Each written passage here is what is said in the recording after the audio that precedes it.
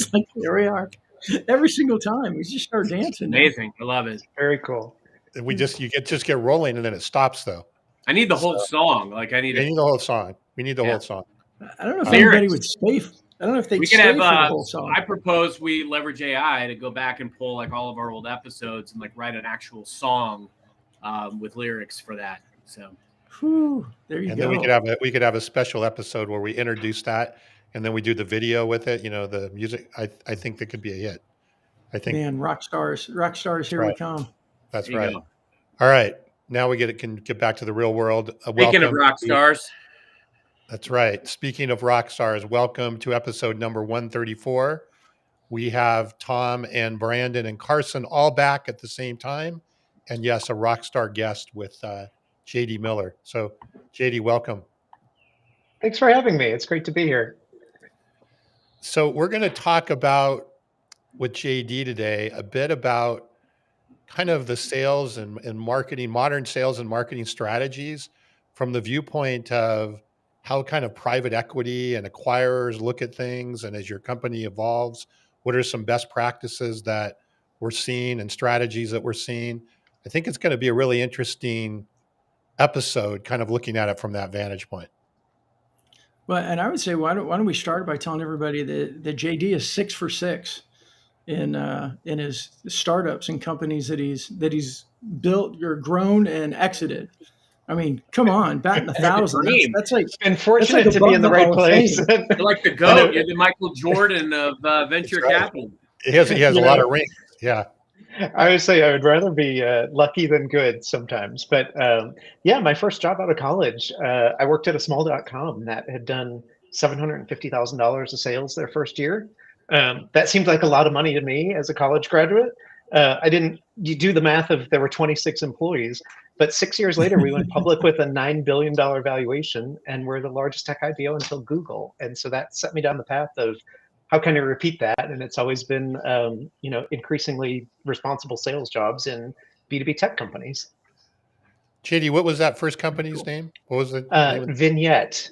And so the late 90s, our sales pitch was calling from the internet. Really, do you need a website? Vignette was quite the hot company in the day.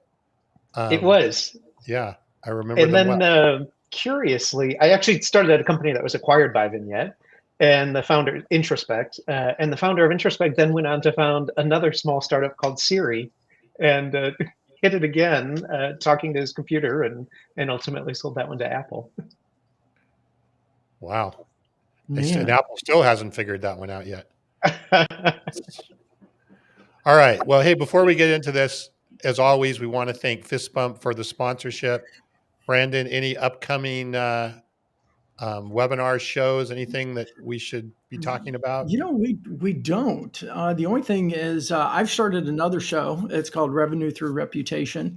And we get a bit more granular outside of just the sales part, but we talk more about the using content to grow reputation for individuals, but also for the brand. So that one, come join me on that one. It's Tuesdays at 11 a.m. Eastern. You can do a search for Revenue Through Reputation, has its own LinkedIn page and all that as well. Or on the podcast, it's got its own channel. Awesome. All right. Well, and you had a couple of webinars last week, I think, with Mark Hunter, or was that already? That was like 2 weeks ago. Yeah, we've got another one coming up in May. I don't think we're ready to promote it yet, but we've got another one coming up on that 1 hour a week LinkedIn playbook for busy CEOs. Okay. All right. Well, then let's get into it. Let's do it. So JD, tell us, kind of a little bit about what you do now and your background, and then we'll get into some of these questions or kind of taking us through some of these strategies. Yeah, fantastic. Yeah, so following that Vignette experience, I have spent the last 25 years in B2B tech sales. I began as a sales engineer, quota carrier, and then, ultimately CRO a bunch of times, CMO, and country president for the US, but always backed by private equity firms. So 6 times I've been involved in the sale of a company through private equity. And today I work for PE firms themselves as what we call an operating advisor. So I'm the guy who sits on the board who knows something about sales and marketing, and I get to work with portfolios of companies, coaching and mentoring their sales leadership team and lending a hand when that's needed too. What do you, and we may get into this, but at a high level, do you think that there's any sort of special approach, strategies, or whatever that you need to be thinking about when you're working with private equity in terms of, I know obviously every private equity is different and they have different strategies on how they purchase and so forth, but generally private equity is not venture capital, right? So they're Right. looking to bring in something that has some profitability, has some growth and profits and so forth. I assume in most cases, they're not looking for the startup that's burning $10 million a month going through the process. So therefore you have to kind of look at the world through a little bit of a different lens, I would suspect, as it relates to sales and marketing. Is that accurate? Yeah, that's exactly right. And I think one of the things that I really like about private equity is, we always have an eye on an exit, getting out of the investment in 4 to 5 years. So it creates a lot of urgency for, you've bought a company that's got something going really well. How can we implement a playbook to double down on that and, make it go faster? And so what I've done is I've collected kind of the best practices from the PE firms I've worked with and consolidated them into a book that's called the CRO's Guide to Winning in Private Equity, where we talk about those specific unique things to the ownership structure. So where do we want to start, Brandon? Yeah, Carson, should we start with the kind of, go ahead, Carson, go ahead. Yeah, I'd say, I mean, you've got me intrigued right out of the gate. I'm always interested in the common themes that you're seeing and the successes, but also practical application. How can people today make pivots in their business model that will be advantageous for them? Like what should people be thinking about today, the CROs? Okay. So for me, it's about repeatability of process. Most of the companies that I see in the PE firms I'm working with are doing maybe $30 million in ARR. They've just graduated from that kind of founder-based VC-backed, and they have between 30 million and maybe $300 million of revenue.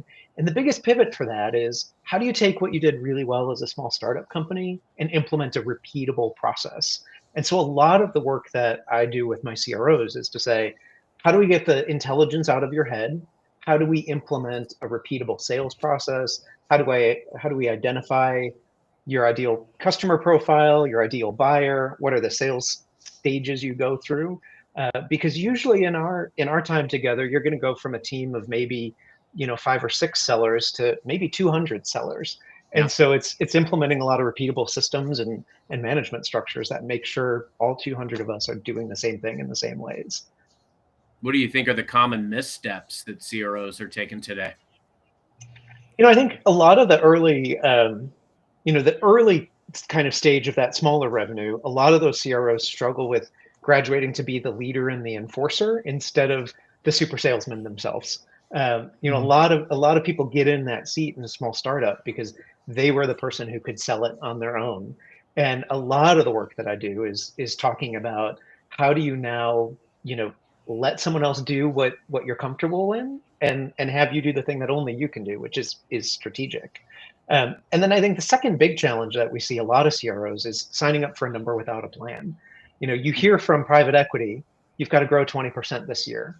And I think a lot of CROs get into trouble where they go to a board meeting and they say, yep, I'll sign up for 20% more number. And they don't know how they're going to do it. And so we really need to break down what's going to be new logo, what's going to be sale of your new product, what's cross-sell into your install base, what's happening with customer satisfaction and churn. Because if I'm a $100 million company, I don't have to just sell $20 million more if I've got 10% churn. So kind of understanding all of those puts and takes in the annual plan is another really big piece that I spend a lot of time with CROs on. There's a lot of moving parts there. I mean, especially when you go from a transition from being like the main producer with the small team, there's a lot of behavior that we need to put down and new behaviors that we have to pick up. And then on top of that, you've got this pressure of a 20% growth and managing new systems and new people. That just seems like a real challenging environment. It can be. I think the biggest skill to kind of develop there is getting really comfortable with data and data analysis. Or if you're fortunate, hiring a revenue operations person who could sit by your side and produce data. I was a social scientist in training. I have a PhD in communication. And so I believe everything about a sales process, is persuasion that you can measure, and it's a science that if I say this to you in this way, I'm going to get this result.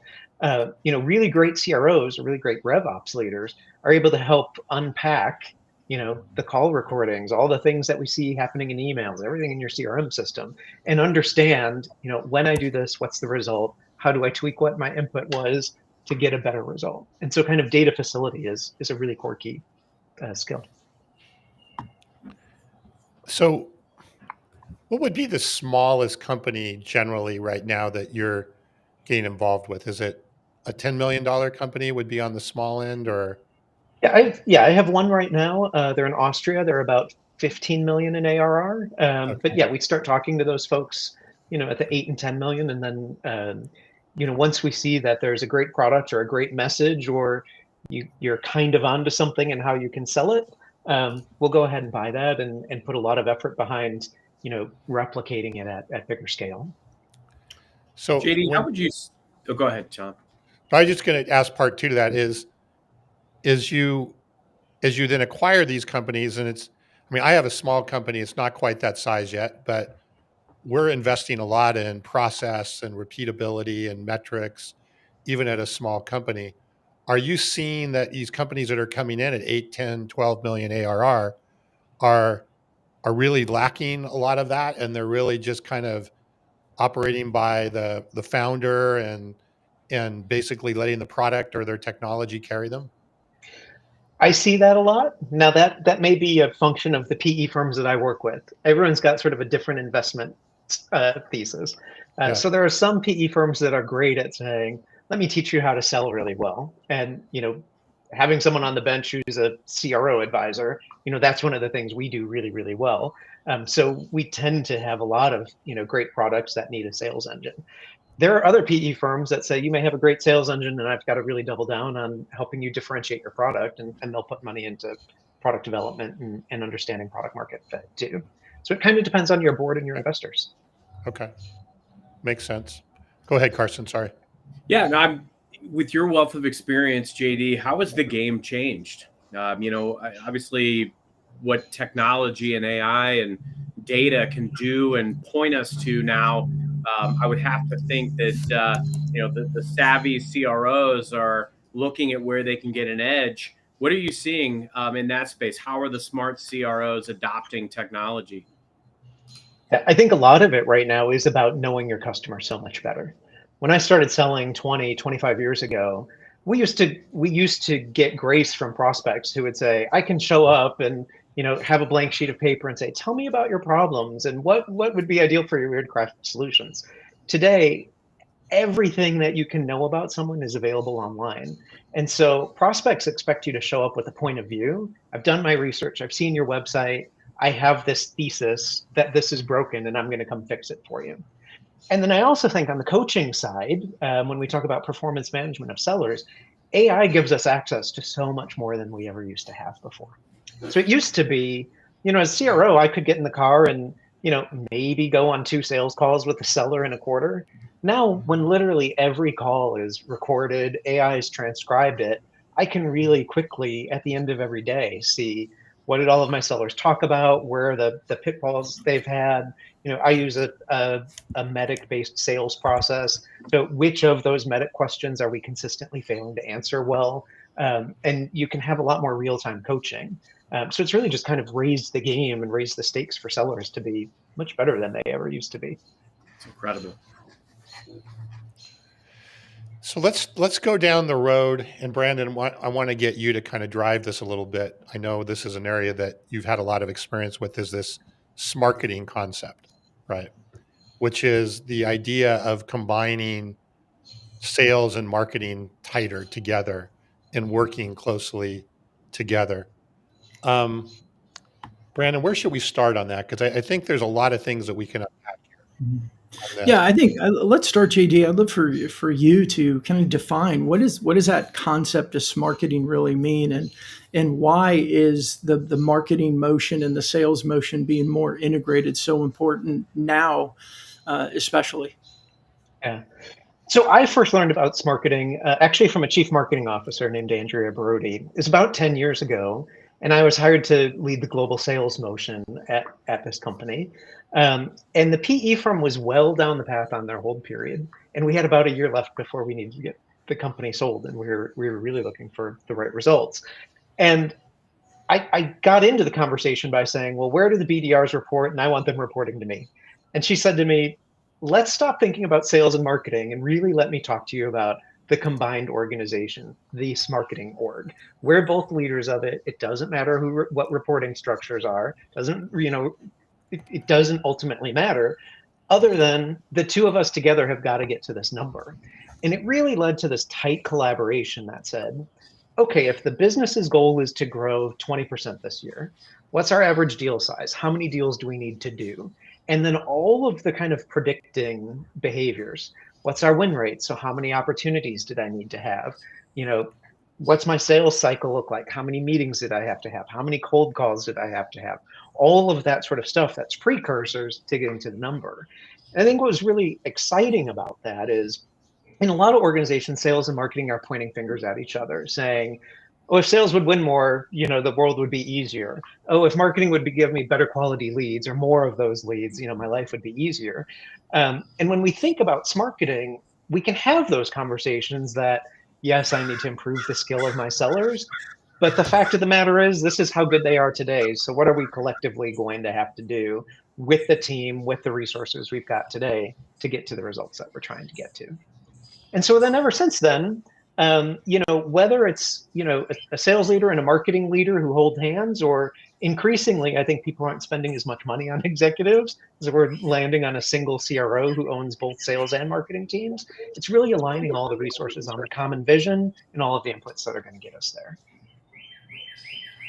And Jay, when you talk about alignment of that in a tactical way, I mean, what does that look like week to week and month to month, and getting these marketing motions and these sales motions aligned? And I'm assuming the goal, of course, is more conversations, more at bats. What does that practically look like, though? Yeah.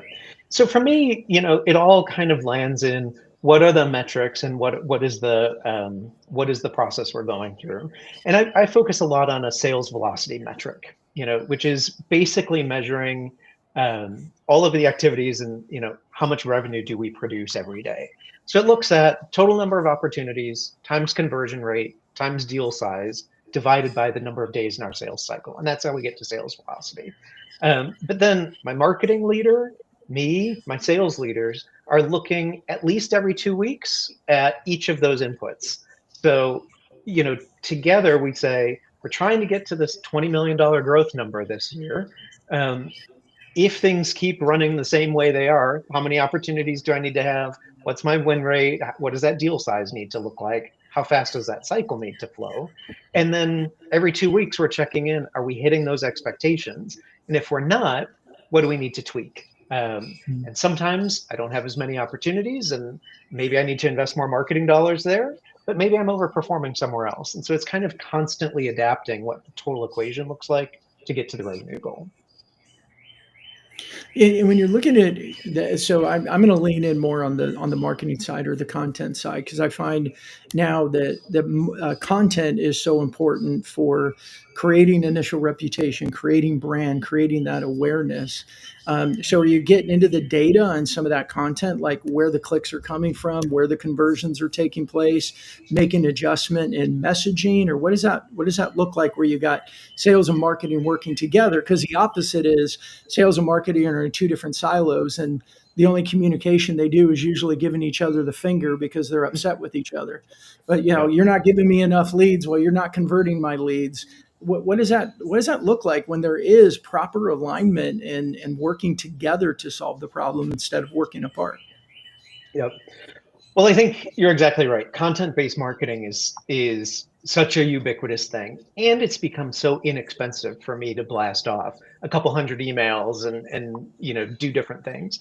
And so the data that we're seeing today is that it takes about 17 touches to turn someone from a totally cold prospect to someone who's going to take a sales call with you. So part of what we're doing with SMarketing is to align on what are those 17 touches. Some of them is going to be consuming a blog post. Some of those is going to be a banner ad retargeting that comes from marketing. Some is going to be a BDR cold call, a seller call, a connection on LinkedIn. And so part of what we're doing is, it's almost like account-based marketing, that we're looking at our prospect list. Have we made all the 17 touches in a short amount of time? Is everyone doing their piece? And then the second piece is, which of those is the most effective? Because I would like to shave 17 down to 15 to 13 and get it faster. And so instead of marketing on one side talking about whatever they talk about and sales talking about something else, is how do we actually align the message that we're talking about, so we look like a unified company to everyone who's engaging us in all the different channels. Yeah, that's what I was hoping to you were going to say and to get to, and I think so often even smaller teams, marketing's got their plan, they've got their goggles on, and this is what they're looking at, and sales looking this way, and without that alignment, it just seems like maybe instead of 17, it becomes 30 because they just keep missing, and what sales is talking about and what marketing is producing are not in alignment and really creating more confusion across buyers. Right. We've all had the experience of, sales is doing whatever they're doing with their prospects, and all of a sudden, marketing calls up a seller and says, "We have a trade show in 2 weeks, and I need you to drive more, registrations to the booth." And the seller's kind of scratching their head, saying, "It's 2 weeks out. I had no idea it was coming, and that's not at all what I've been talking to my prospects about." So, how do we get kind of a content calendar and a messaging calendar that, you know, every time we're talking to the market, we're saying some of the same basic things? And then, the other part of that is knowing that the message that works today is not necessarily the message that's going to work tomorrow. Really early on, I had a sales mentor tell me every product you're going to sell has one of three pitches. You either have to buy my product because it helps you comply with the law, you'll go to jail if you don't do it. You're going to buy my product because you're going to sell more and make more money with it, or you're going to buy my product because you're going to cut costs with it. Now, it used to be a couple of years ago, we were talking all about growth and all of these exciting new AI tools that are going to make your sellers more effective.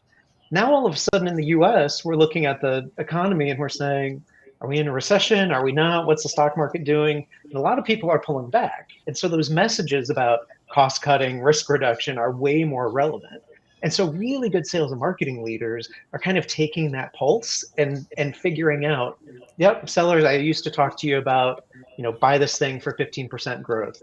Now you're going to shift your message and you're going to talk about buy this thing and you can reduce 3 heads out of your organization with it. Yeah, I like Dominique's comment. Maybe 17 cold calls is all we need to do to get those 17 touches that are there.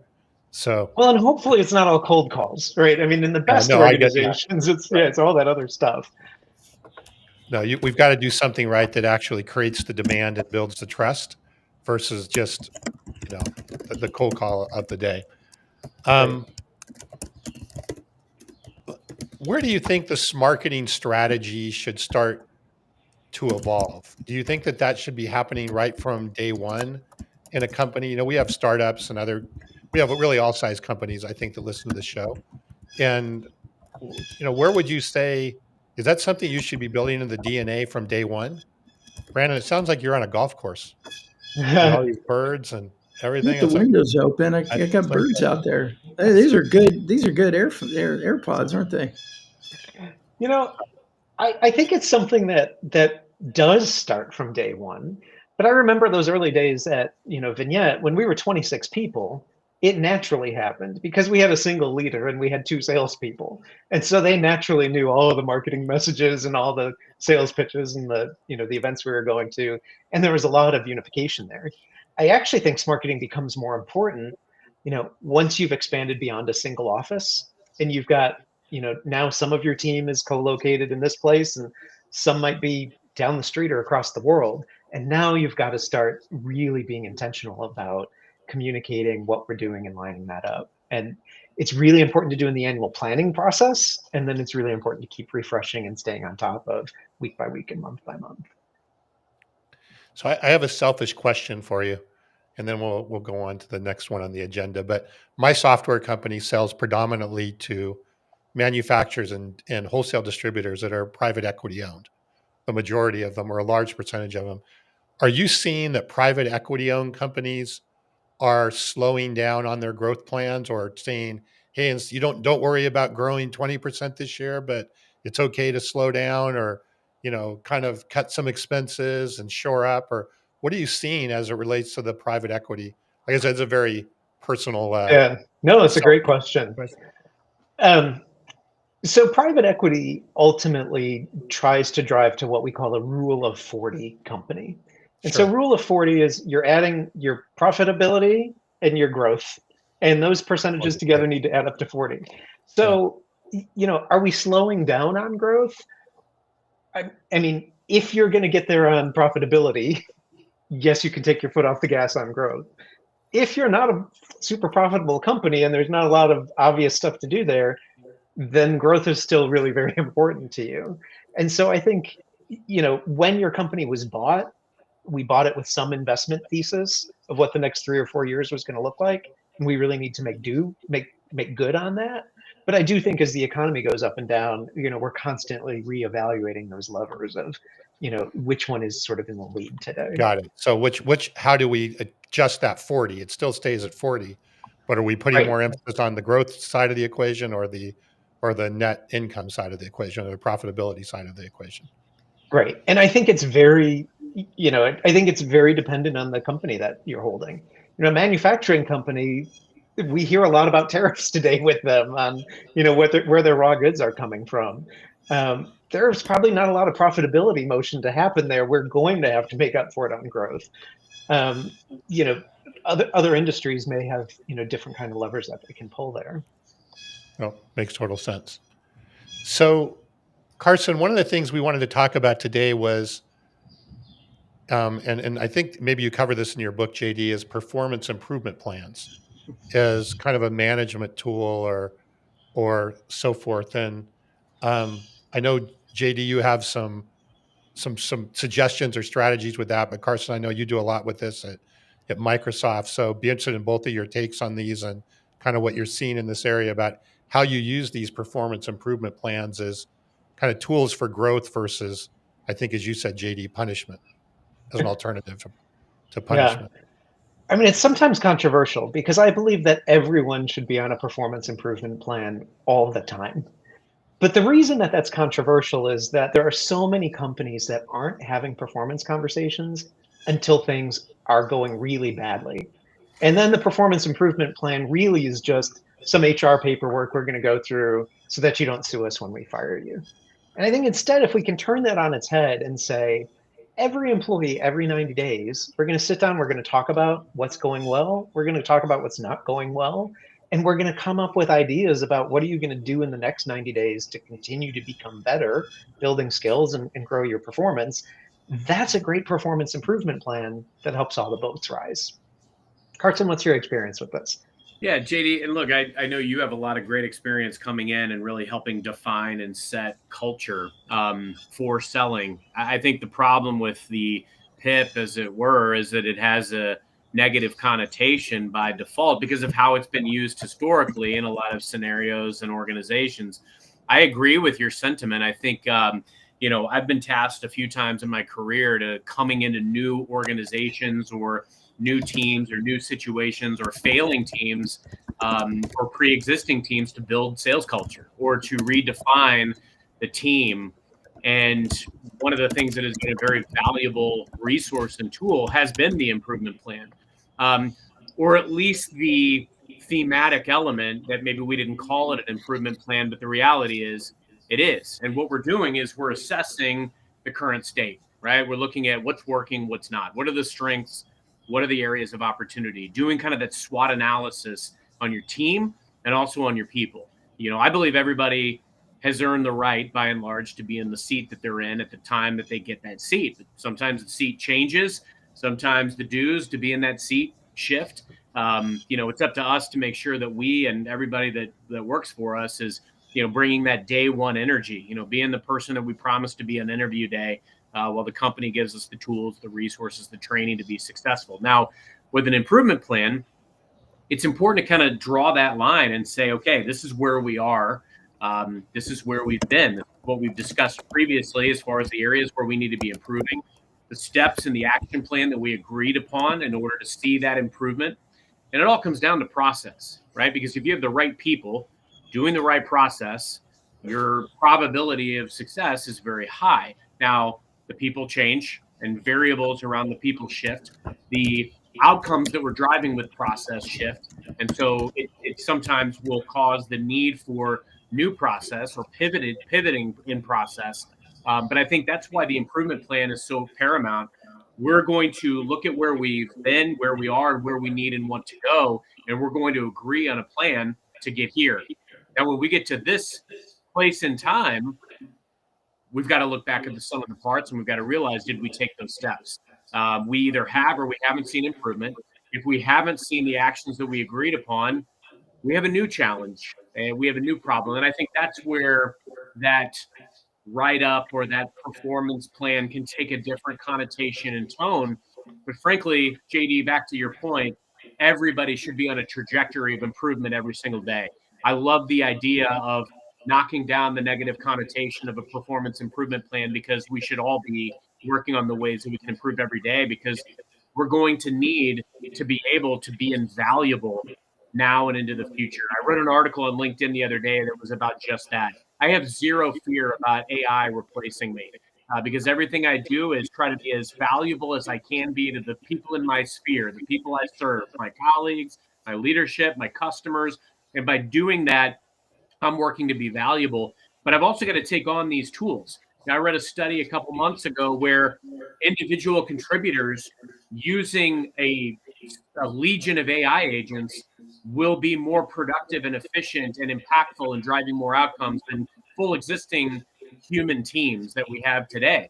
Now, that isn't the reality today, but it's where I believe the work world is going to go. And so we need to right now be challenging ourselves to improve, to be invaluable, but also leverage every resource at our fingertips to unlock success.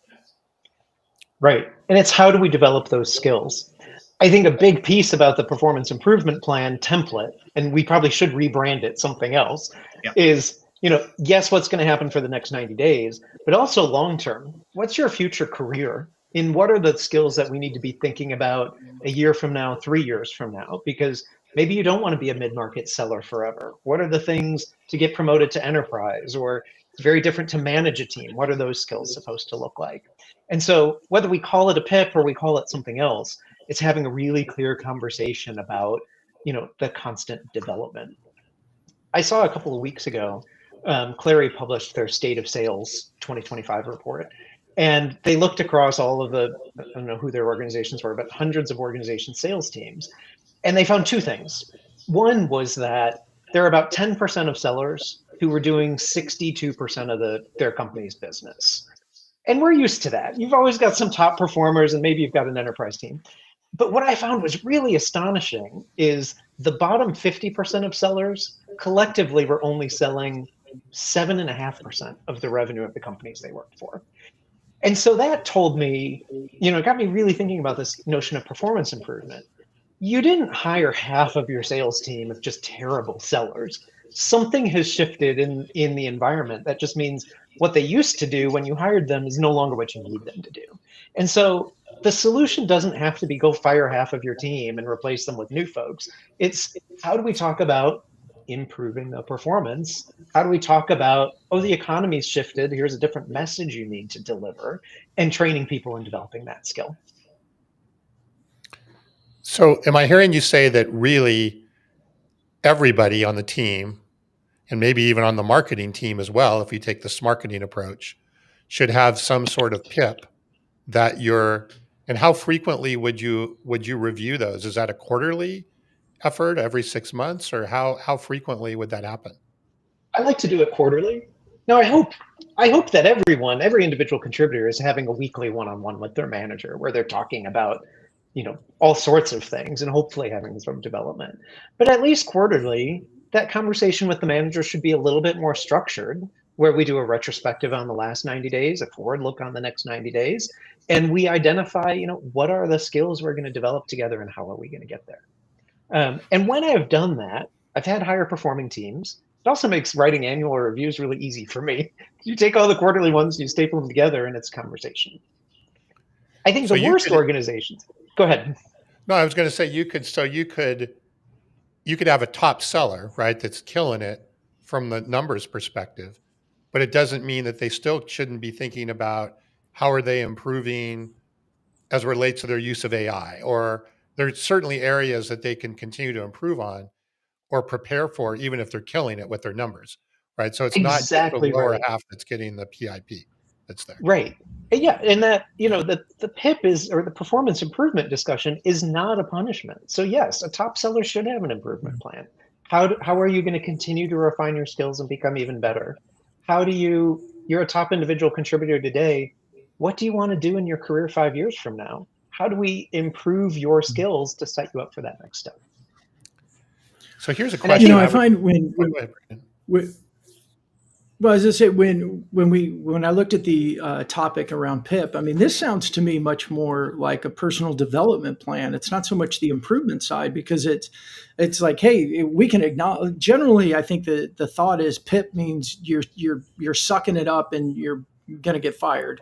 It's Where punitive. what Yeah, we're it's talking punitive. about though is a better culture of, hey, we want to personally, we want to partner with you and align with you for personal development. Like where do you see yourself going? What are the skills that we need to create in you? And then it's that combination of, I think, from a good culture standpoint, what the employee, what the person wants, but then also what the company's going to need in the future, and aligning that as more of a training and personal development plan. that's right. Is that what I'm hearing? That's right. And I really got religion on this, you know, maybe 15 years ago, when I was fired by surprise. I had been in a job I thought was going really, really well. It was a stretch role for me.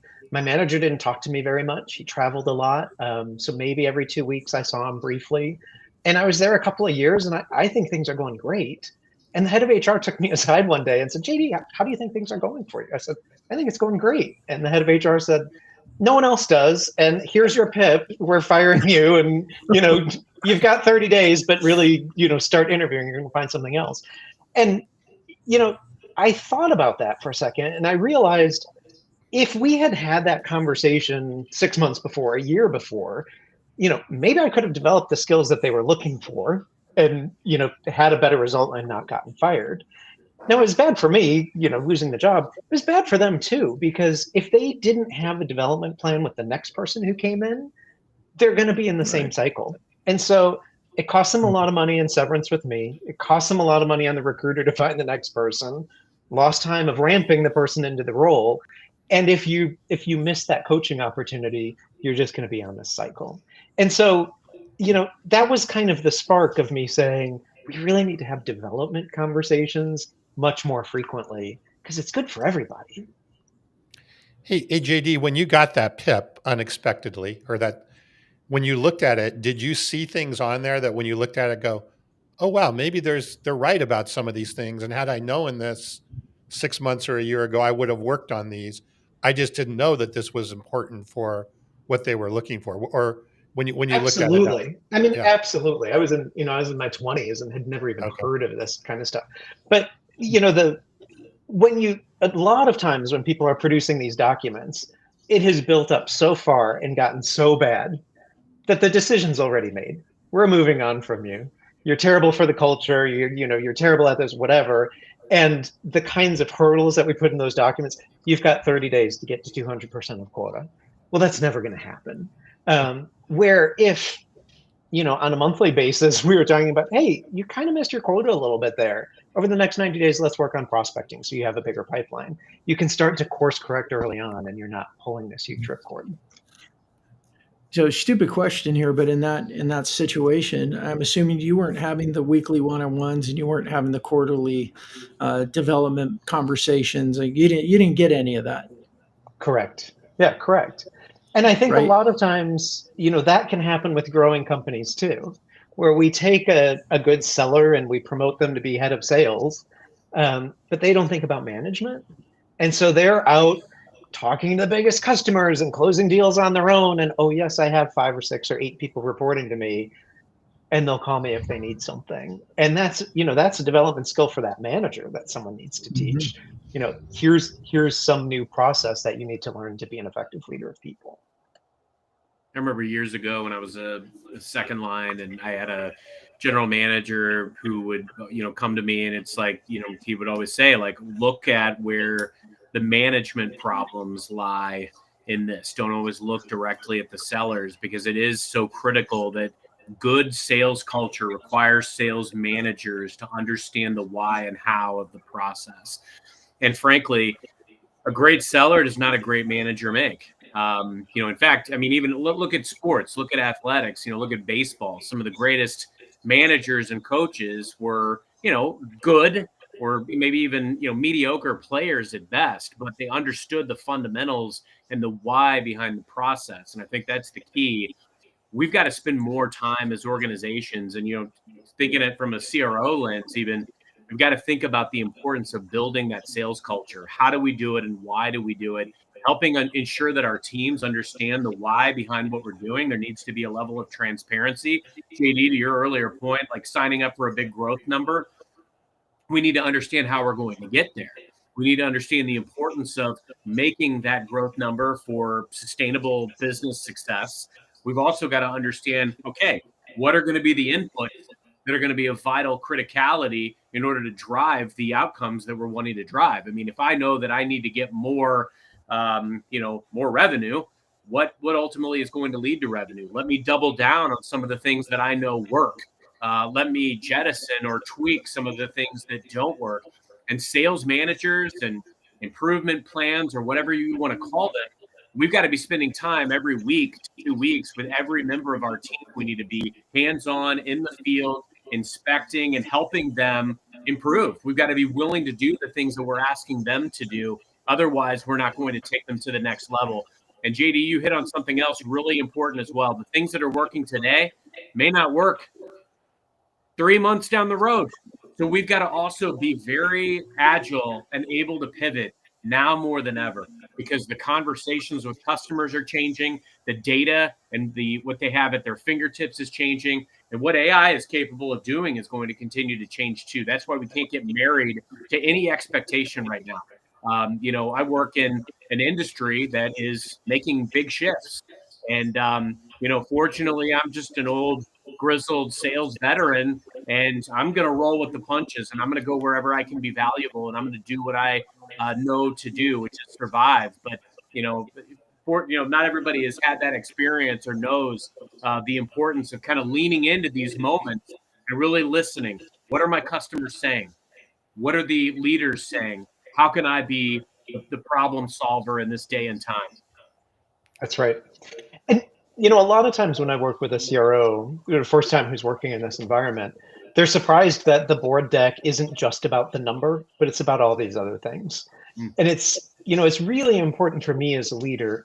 Yes, I hope I'm delivering a number, and we want to do that pretty consistently. But I don't want to be delivering the number just because I have one super seller who's saving the day for me. I really do want to be running an organization where 80% of the team is getting at least to 80% of the quota 80% of the time. Because if you're hitting your number, but you've got all this huge churn, am I running a terrible culture that my sellers hate working for me? Am I turning over a lot of people because I'm not developing them? We know that there's always going to be someone who has to leave. Maybe I did make a bad hire. I do need to fire somebody. People are going to leave and have babies and do stuff like that. But if it's more than 10% of the organization is turning over, that's on me as a leader by not creating an environment that, I'm spending money on all of these salaries. We should be getting some return on all of them too. That's why you got to stay at the pulse of your team and your org. You've got to understand what makes these folks tick. How do I turn this into a destination team? How do I turn this into a destination organization? Survey your people, know what they care about, and actually make changes and make decisions based on their feedback when you can. You're not always going to be able to, but if they can see that they are a part of what you're doing and that they matter and their voice matters, and you're working as an executive to build a bench roster and attract new talent in the plethora of ways that you can do that now with social media and with doing proactive outreach with recruiting. There's so many ways that you can make your organization and your team a destination. And the social scientist in me and the communication PhD in me says, at the end of the day, the solution to a lot of problems is more communication. When you have a cultural challenge going on, and it's happened to me too. I've seen my name on Glassdoor reviews saying this is a terrible company to work for because JD does this thing.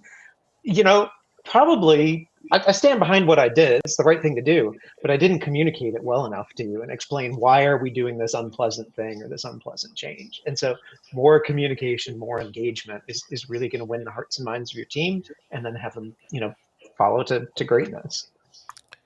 So what would you, JD, if you were, and you are, if you're talking to salespeople right now, probably in any size range company, and to your point, Carson, about the future of AI and everything that's kind of coming, what do you coach them on or tell them on, especially related to AI, on how they need to change or develop different skills? And it's interesting. I did a workshop with a team of salespeople at a wholesale distributor, I don't know, a month or so ago, and we were talking about AI, and there was a lot of nervousness about AI. Like, I don't want it in this building. It's going to replace me. It's going to do my job. Why do they need me? And our whole workshop was no, no, no, no. That's not really the way that it's going to be. But how do you coach people and help them develop and embrace AI versus be in fear of it? I really think it is about being comfortable getting uncomfortable. Um, I remember back in the 90s when I was part of the dot-com boom, and we were selling a lot of software to people saying, hey, you're a call center agent right now, and we're building this website that's going to be self-serve. Now, did we put call centers out of business? No, you can still pick up the phone and talk to somebody. But are there significantly fewer call center professionals than there used to be? Absolutely. And so, I think back then there were folks that had a fork in the road of saying, I'm not going to get on board with this new internet thing. And I think they're the ones who are left behind. And then there were folks that said, there's always going to be some kind of profession for me, but I better learn how I play with these technologies. And I think that's what we're finding with AI today too, is I don't think we should be sticking our head in the sand pretending it's going to go away. It's also, we're going to make a lot of mistakes with it, and we're going to make a lot of missteps with it. So I don't know exactly where I'm going to use it well in my job and where it's going to be a mistake, but I should get comfortable being uncertain about that and trying things out, because eventually something is going to rise to the top as the new way of doing business. And I want to be someone who knows how to do it. And should you welcome the opportunity for AI to help enable you and to do that better job, right? And I think that's a key part as well, is knowing that, hey, you could get better through the use of AI, no matter how good you are right now, right? That's right. I've been really fortunate in my career. We talked about 6 exits. The reason I am in the place that I am today is at every step of the game, I've said yes to a new opportunity that I was uncertain about. And so I could have been a great sales seller and said, I'm just going to continue to be the top seller in my next job. I want to be the top seller. Someone offered me an opportunity to lead a team. I said, I've never done that before, but let's give it a try. And then someone offered me an opportunity to be a CMO. And I said, oh, I've never done that before, but I'll give it a try. And sometimes I've done well with that, and sometimes I've completely failed at that. But being open to saying yes, trying something new is how we evolve our skills and we stay current in the world. Yeah, what's that phenomenal quote from Richard Branson? If someone offers you an amazing opportunity, but you're not sure you can do it, say yes, and then learn how to do it later. I think it's all about the experiences. I've been recruited to come do different things multiple times in my career, and I could stay over here in the comfortable sleepwalking, hit my number, phone it in, or I can go over here and do something brand new, get the experience, maybe fall flat on my face. But fortunately, I never have. I love that mentality, JD. And, Tom, when you're talking about AI and sales, what is it from our good old fabled story Moneyball? Adapt or die. That's right. That's right. I remember being a student at the University of Illinois in the 90s, and we had a convocation speaker who's the person who speaks at freshman orientation. And they told us 75% of you are going to graduate into jobs that don't exist today. And it was true. It was the late 90s. The internet came along, and boy, we had a whole lot of new things. I really believe AI is that same forefront, that so many students who are freshmen right now, 4 years from now, are going to be doing these jobs that didn't exist or look completely different because of the use of AI. And so learning to be comfortable and saying, I'm going to jump in with it. I'm going to figure it out. I'm going to give it my best shot. And then hopefully I'm going to have conversations with my manager regularly about what's going well, what's not, and we can keep course correcting and getting better at it. And they'll have great, phenomenal careers too.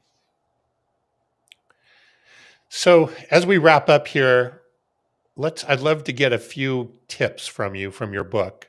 The book is called The CRO's Guide to Winning in Private Equity. Is that right? That's right. What would be, I don't know, maybe 2 or 3, if you were to pull out a couple of 2 or 3, good tips from the book that people could take away from to really be thinking about, obviously not just in private equity, but to winning in general in this sort of modern sales age? Thanks for asking. So the book is structured as a year in the life of a CRO, and it's got about a dozen downloadable templates for all the things you need to do to go through your year. So there is a performance improvement plan, coaching conversation template that you can grab today and implement with your team today. The biggest things for me for success, I spend a lot of time talking about the annual plan and really helping people sign up for a number that's not just a pie in the sky number, but where they've written on a single sheet of paper, these are the ways I think I'm going to get there through customer churn, retention, cross sell, upsell, new logo sales, and all of that sort of stuff. So tip number 1 is have a plan that you can measure against through the year, because it's going to help you stay kind of course corrected. And then the second big thing, I talk a lot about board communication. It's really leveraging your board members and people like me on the board who are there to help you. I think a lot of folks, we're used to winning and we don't want to disappoint people. And CROs tend to have pretty short tenures. 18 months is the average tenure of a CRO before they lose their job. And a lot of times it's not because they missed their number, it's because they didn't communicate that they were going to miss their number. And so in the same way, we should be managing down and talking to our sellers every month about what's going well and what's not. CROs need to be talking up to their board on at least a monthly basis. I actually like a weekly email, and you can get a template out of the book on that too. That just keeps them in tune on, here's what's happening with the number, here's what's happening with my headcount, here's what's going well, here's what's not, so that you're not showing up on a quarterly board meeting and dropping a terrible bomb that results in you getting fired. You're showing up to that meeting maybe with the same news, with a board that says, we knew it was coming, and how do I collaborate with you and continue to improve your performance down the line? That's great. And your book is on, I assume, on Amazon or? You'll find it everywhere. So it's globally, all of the Amazons, your local bookstore has it, and you can find it through my website at jdmillerphd.com. I am going to get a copy. There sounds like there's some really good stuff. Excellent. Carson, any final questions before we wrap up here? No, this was I love this episode because it was very unique in, kind of the annals of mastering modern selling, but a lot of nuggets that any executive or any sales leader or frankly, any individual contributor can kind of pick up and run along with. JD, was there anything else that you were hoping to impart on our audience today that you didn't get the opportunity to yet? I could talk to you guys forever, but I've really enjoyed our conversation so far, and keep learning and keep developing.